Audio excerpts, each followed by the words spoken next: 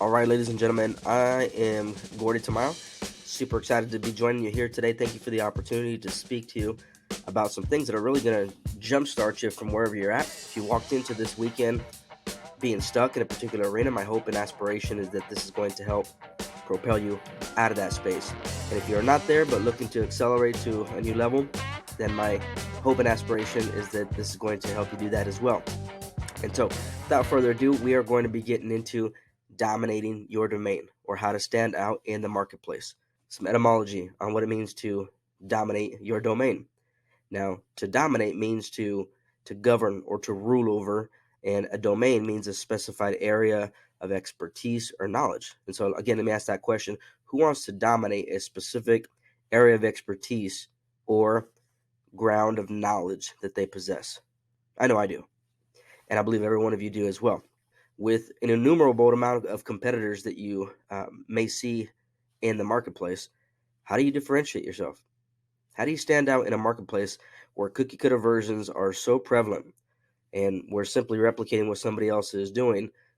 With your own logo, we can say all agree and attest to it that that's not differentiation, right? So the problem becomes then with the advent of so many people entering the various markets and jumping into it because of the ease that people can now start a business, or the ease with how people can jump on a platform and begin to build a brand and carry a voice. How do you differentiate yourself from all the noise? Because there's a lot of noise, right? And that's part of what we're going to be getting into today, is really deciphering how it is you can differentiate yourself, how to establish yourself as an authority in your specific space and stand out, even if you are in a flooded market, or even if you are in a market that maybe you think you can't do that in, right? And so there's always a way to do that, but sometimes it's often overlooked. And so, three areas that I'm going to get into here real quick before we jump into the meat of all this. And so, what I want to begin speaking about is this concept, or if you would, or principle. I'm going to call it a principle, because I believe there are certain immutable principles in life, and truth being one of those.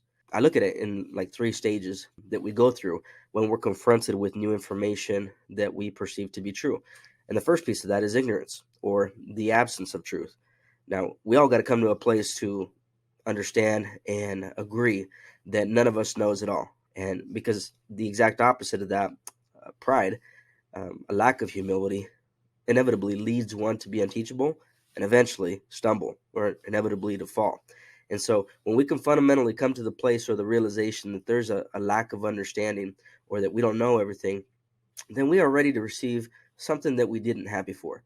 And I would say that's a good place to be. I think all of us are able to be taught something. You can teach an old dog new tricks, right? And you can teach any dog new tricks. And number two, so once we've established the fact that, hey, we don't know everything, then now understanding is something that the stage can be set for. So it's not enough just to accumulate knowledge or information or facts. Unless knowledge transfers from something externally to internally, then it's like a bullet without the firing arm, or a paint without the utility to implement it. And we all want to get to a place where we understand that we may have arrived with an absence of truth, but now that we've humbled ourselves and are here to learn, the information I'm hearing is not only valuable, it's not only useful, it's not only effective for somebody that's sharing it, but you know what? I believe it could work for me too. And that's when this becomes to be something real. This is when we begin to assimilate this truth, right? And the adoption of that takes place. And then the third piece of it is, ultimately, we don't want to stop at that first phase of saying, hey, I don't know anything. And we don't want to stop at the next phase of simply saying, hey, let me assimilate that information as well, and begin to believe that it's possible. But now I want to actually apply this truth, because without the application of it, the accumulation of information is useless. How many of us can attest to knowing somebody who's amassed years and years worth of degrees and tens of thousands of dollars in student debt, and they have all this knowledge, but they really don't have any application of it in a real, tangible, money-making sense? Anybody? I know I can. Again, so this is going to lay the groundwork for it, okay? Now that you know that there's going to be something on the table for you, you're ready to learn it, you got to know that after you learn it, well, there's going to be a charge for you to actually apply this information and put it into use for you, okay? And to kickstart things off, I want to tell you a little bit of a story. This is about a chef, a diesel mechanic, and a marketer who walk onto a beach, circa 2005, over in Puerto Peñasco, Mexico. Now, I learned a great deal from this particular story that I'm going to get into. One of the big ideas that I'll give you away right up top is that good ideas are not always great. So years ago, decided to take a trip over to Mexico with a couple of buddies of mine. One of them was living in Arizona at the time, going to school to be a diesel mechanic, and a couple of the other buddies and I went and met him over there, and we decided to take a trip across the border in his Toyota Tacoma, front wheel drive, 2-wheel drive, right?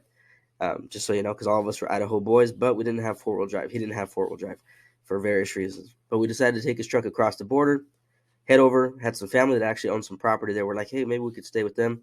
But by the time we got over there, it was already late at night, dark. I didn't want to be knocking on their door unannounced. So we decided, hey, what's the next best thing we could do? Well, we're some boys from Idaho, not really used to a beach, right? We're used to mountains.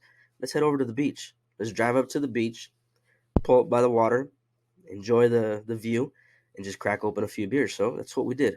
Pulled up as close as we could to the water and cracked open a few beers, played some music, hung out, just got to talking, etc. And that's what we did. Time went by. We didn't realize, how long we had been there until we noticed the sun starting to come up, and then we're like, oh goodness, I think we better get going. We could tell that the water was actually getting closer to the vehicle. So what do we do? Jumped in the vehicle. I decided to put it in reverse, punch the gas, and tires just spun. I was like, oh shoot. So what do? Well, I did what any person would do that was in a mode of panic, right? I punched it into first gear and decided to punch the gas again, boom, and then back again, boom, and then just started to rock it. Well, the more I started to do this, you can guess what happened. We just started to dig ourselves a deeper hole all the way until the sand was up into the axles of the truck. We're sitting here wondering what's the next thing we're gonna do, and we're like, man, this sucks. The water's gonna be coming in. A couple of us were probably thinking we had one too many beers. We're just like, hey, it's a loss. Forget it. The diesel mechanic whose truck that it was, he's like, no, we got to figure something out. We got to think of an ingenious way to get this out of here. So he decides to run up the beach to a house over there, rips a board off the house, brings that board back, jams it underneath the tire, and we're able to get it moving enough so we can get it unstuck. And that's what happened. We were able to get it unstuck out of this beach environment, right? There's 5 takeaways, 5 lessons that are applicable to the marketplace, that are applicable towards how you can dominate your domain. And that's what we're going to get into here. So, number 1, we're talking about the environment. Obviously, I didn't understand much about the environment I was walking into as somebody from Idaho driving up to a beach, right? 2, the vehicle we were in, not conducive to the environment that we were catching ourselves in, and there were some drastic things that took place as a result of that. 3, leverage. Well, we understood how to utilize the tools, resources, and skills around us in order to do that, and that helped us out to get out of that situation. 4, ingenuity. We understood the value in having some people that knew what they have inside their dome, the chops that they could work it out with, and how to get us out of a sticky situation. And number 5, planning. We didn't have no plan in place for this. This was kind of a run in the gun type of moment. The only thing we planned was getting there. That was it. But I want to break this down for you so you can understand how this is applicable towards you establishing yourself with brand dominance in the marketplace. So when it relates to an environment, what this speaks to is understanding your market.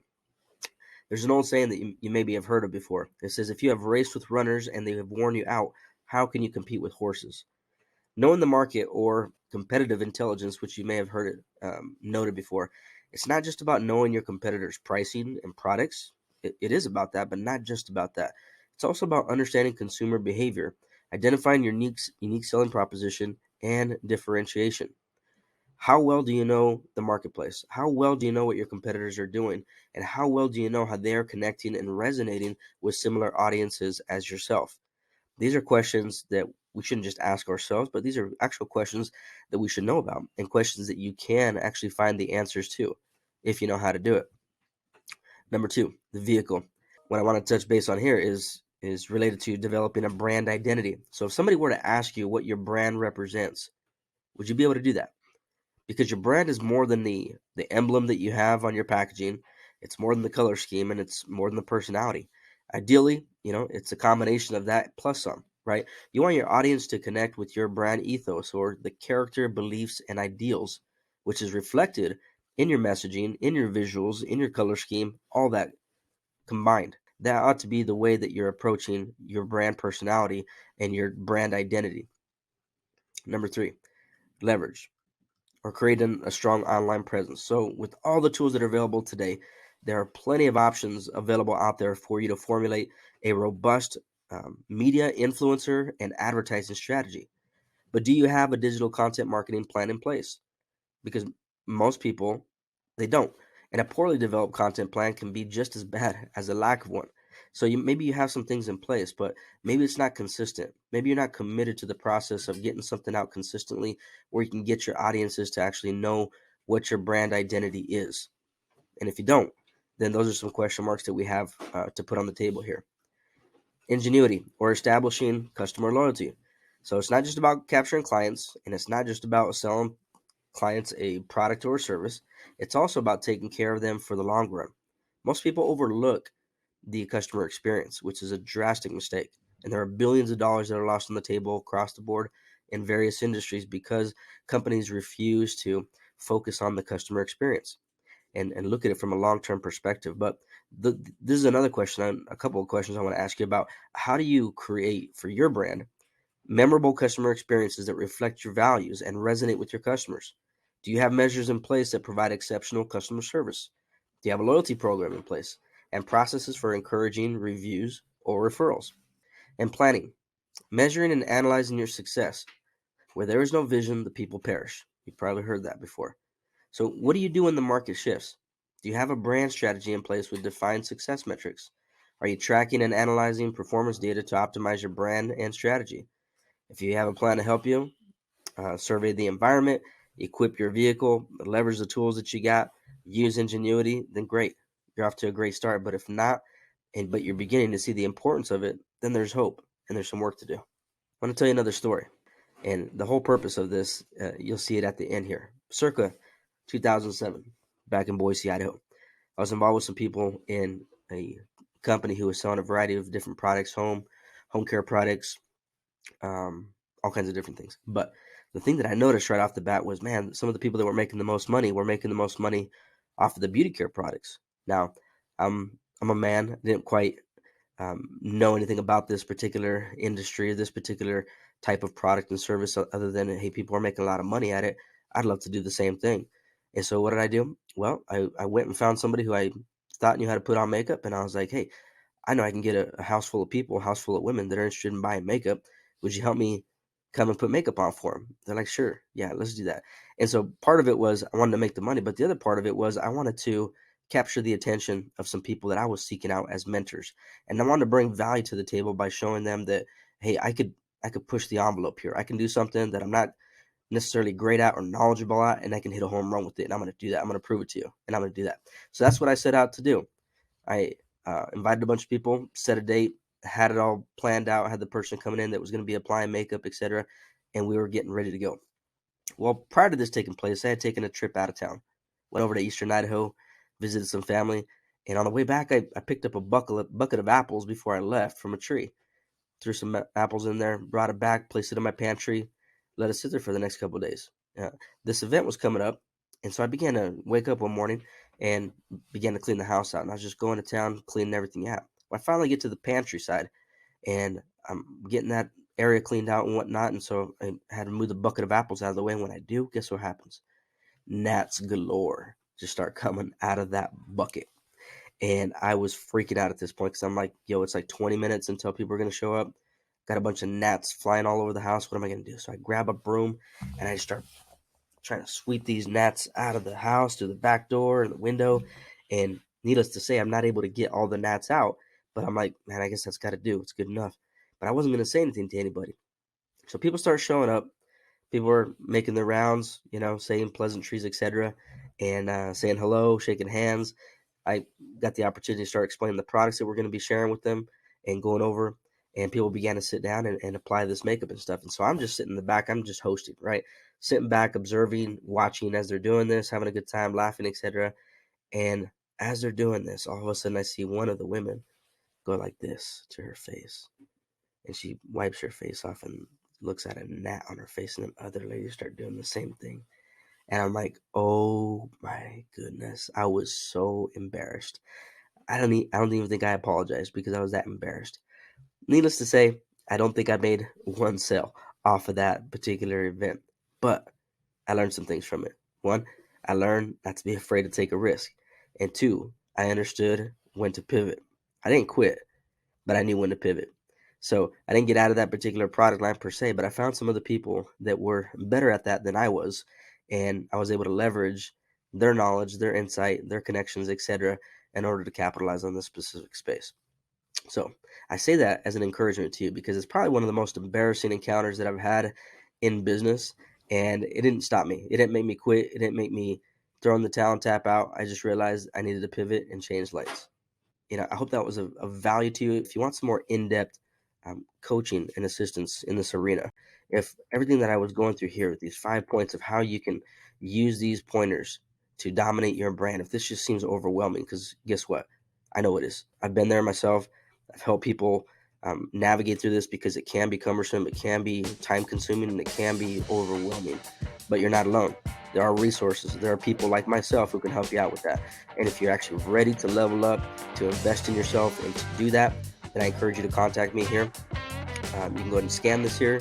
I'll give you my information on how to follow up with this and how to do next steps, etc. And we'll take it from there. Hope you enjoy the rest of your week.